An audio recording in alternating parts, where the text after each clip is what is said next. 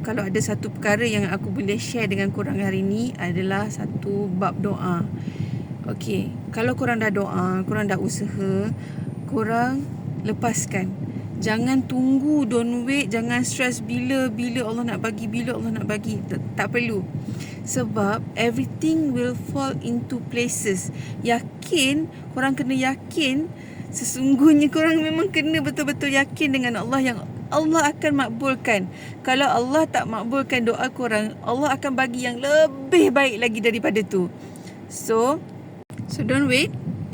Doa dengan penuh yakin, dengan penuh keyakinan dalam hati ni yang Allah akan makbulkan. Korang kena faham satu perkara, okey? Kalau korang ada apa yang korang minta tu, sebenarnya Allah yang tanamkan benih dalam hati korang untuk minta. Dia takkan bagi korang ilham untuk mendoakan sesuatu yang dia tak nak bagi.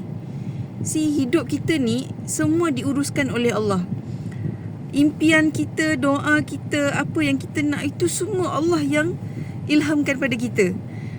Allah akan makbulkan, cuma korang kena lepaskan dan let Allah buat kerja dia.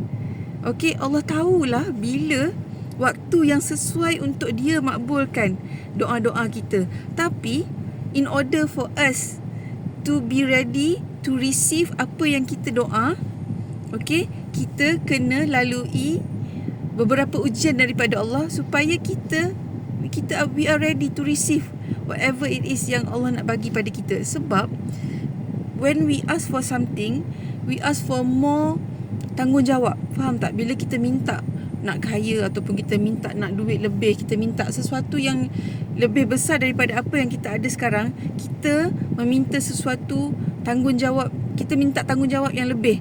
So kita kena ada skills, kita kena tahu cara nak handle bila kita dah ada duit.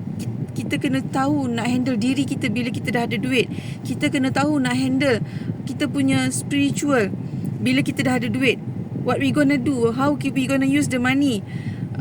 So kita kena ada semua tu. That's why kita kena go through a series of ujian. Okay, once we pass all the tests, apa yang kita doakan tu semua akan datang. Don't worry, Allah tahu apa yang dia buat. So korang lepaskanlah apa yang korang tak boleh kawal tu. Apa yang buat korang boleh kawal is doa, usaha, tawakal. Selebihnya kita serahkan pada Allah. Okay?